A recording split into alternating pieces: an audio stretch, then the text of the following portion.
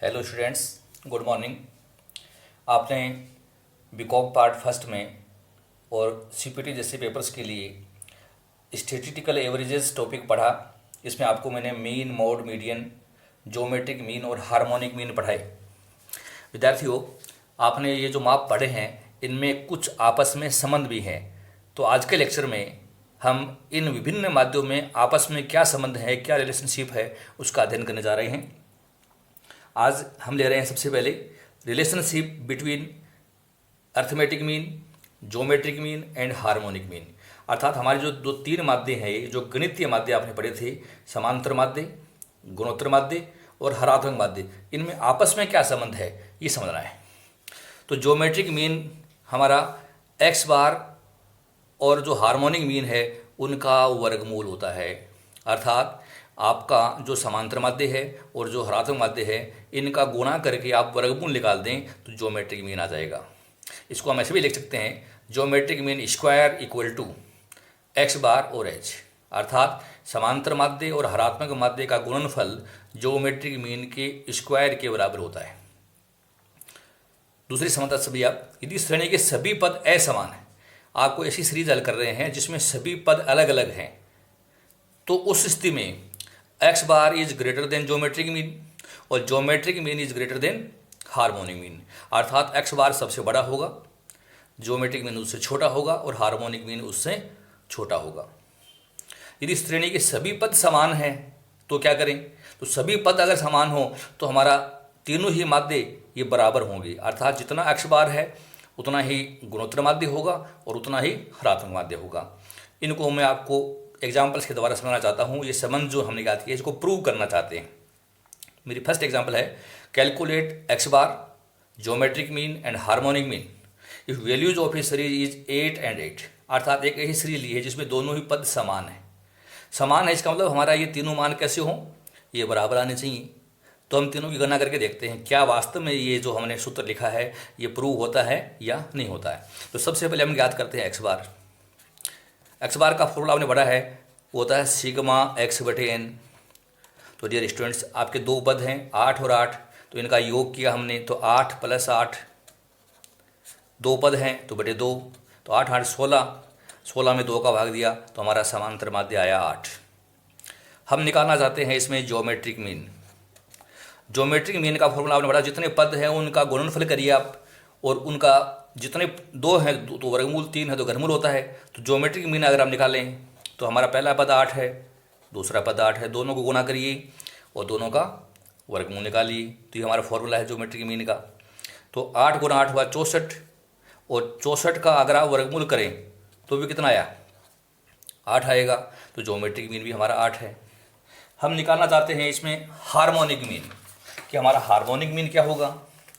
तो harmonic mean आपने पढ़ा है कि हमें रेसिप्रोकल बेस होता है, हमें जितने पद हैं उनके रेसिप्रोकल निकाल लें।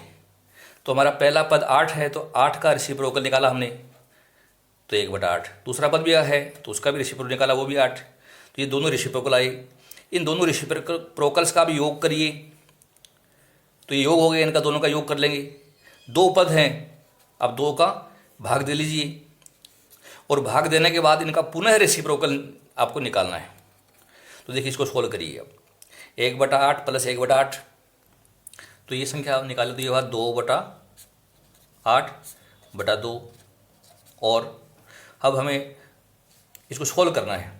तो सोल्व करने के लिए इसको, चूँकि हमें रेसिप्रोकल लेना है, तो 2 × 8/2, तो 2 से 2 कट गया, ये मान आया हमारा 8। तो हम कह सकते हैं कि हमारे क्वेश्चन में एक्स बार भी 8 है, हमारे क्वेश्चन में ज्योमेट्रिक मीन भी 8 है और हमारे क्वेश्चन में हार्मोनिक मीन भी 8 है। अर्थात हमारा X bar equal to geometric mean equal to harmonic mean ये बिल्कुल प्रूव होती है। एक क्वेश्चन मैं आपको और ले रहा हूँ, calculate geometric mean, harmonic mean and x bar from the following data. हमारी सीरीज में पद है 9 and 25, दो वैल्यू हैं और आपको ये प्रूव करके बताना है कि ज्योमेट्रिक मीन, हार्मोनिक मीन और एक्स बार क्या होंगे। तो इस क्वेश्चन में मैंने दोनों ही पद लिए हैं 9 और 25, तो ये दोनों अलग अलग हैं। पिछले क्वेश्चन में हमारे दोनों ही पद 8 और 8 थे, सभी पद समान थे। अब यहाँ पर हमारे पद असमान है। तो देखिए इनमें क्या क्या संबंध बनता है, हम इसको हल करना चाहते हैं। तो सबसे पहले हम इसमें निकालेंगे एक्स बार, एक्स बार निकालें तो दोनों पद जोड़िए आप, 9 + 25/2, तो ये हो गया 34/2 और बराबर 17। हमारा एक्स बार है इस क्वेश्चन में आया 17। हम निकालना चाहते हैं इस क्वेश्चन का ज्योमेट्रिक मीन। हमारे पद हैं 9 और दूसरा पद है 25। अब इन दोनों को गुना करके वर्गमूल कर दीजिए, तो गुना करने पर आया 225 का रूट, 225 का वर्गमूल कर दीजिए, तो ये आया 15, अर्थात हमारा ज्योमेट्रिक मीन है वो 15 आया। हमें निकालना है हार्मोनिक मीन। हार्मोनिक मीन निकालने के दो पद हैं, तो पद तो हमारे हैं 2, मैं इसको डायरेक्ट वैल्यू पुट कर दूँ। पहला पद हमारा 9 था तो इसका रेसिप्रोकल है 1/9। दूसरा पद हमारा 25 है तो रेसिप्रोकल आएगा उसका 1/25। हमें इसको सोल्व करके बता देना है। आपने इसको जब सोल्व किया तो एलसीएम आया हमारा 225। 225 में 9 का भाग दिया तो संख्या आई 25 को प्लस 9, ये संख्या आई।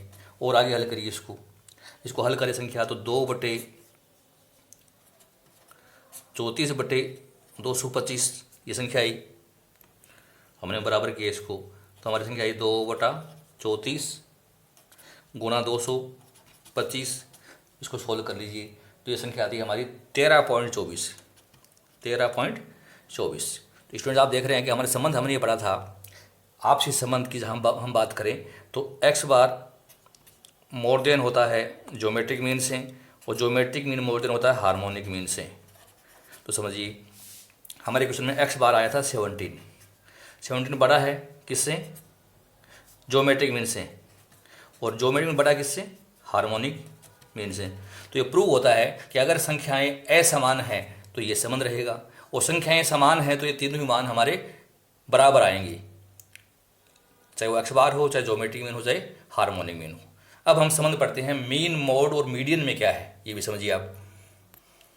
समांतर मध्य का और बहुलक के मध्य क्या संबंध है?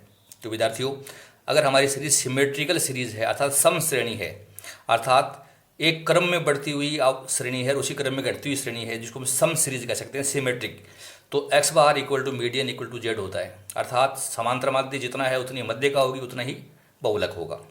अगर एसिमेट्रिकल सीरीज है, विषम श्रेणी है, तो हमारा ये फॉर्मूला लगेगा Z equal to 3 median minus 2 x bar, अर्थात मध्यका का 3 गुना और समांतर मध्य के 2 गुणों का अंतर वो बहुलक के बराबर होता है। आपको इन तीनों में से अगर कोई 2 वैल्यू पता है तो तीसरी वैल्यू इस समीकरण से आप आसानी से निकाल सकते हैं। मैंने एक क्वेश्चन लिया है, if median and mean of a series are 14 and 15 calculate mode, अर्थात इस क्वेश्चन में हमें मीडियन भी दे रखी है और मीन भी दे रखा है, तो मोड निकाल सकते हैं। अर्थात कोई भी 2 वैल्यू पता है तो इसलिए आप आसानी से निकाल सकते हैं। तो हमारा फॉर्मूला है Z equal to 3 median minus 2 x bar, value put कर दीजिए, जेड निकल जाएगा। मीडियन का 3 गुना करना है, तो हमारे उसमें मीडियन है 14, तो 3 × 14 कर दिया मैंने, और हमारा मीन है 15, तो 15 का 2 टाइम्स, तो 2 गुना 15 कर दीजिए, तो जेड इक्वल टू 42 माइनस 30 बराबर 12। हमारा बहुलक है वो 12 के बराबर होगा, अर्थात 42 हो गया और ये 30 था, तो अंतर निकाल लीजिए आप, तो हमारा बहुलक 12 के बराबर होगा। तो इस प्रकार से हम बहुलक की गणना करके हम बता सकते हैं। तो तीन में से कोई से भी 2 मान आप आसानी से निकाल सकते हैं। तो आपको समझ में आ गया होगा, एक सम श्रेणी में समांतर मध्य का व बहुलक का एक ही मूल्य होता है, और एक विषम श्रेणी में तीनों माध्य समान नहीं होते हैं, परंतु विषम श्रेणी में भी मध्य का समांतर माध्य व बहुलक के बीच औसत संबंध है। इस औसत संबंध को एक बार पूरा समझ लीजिए।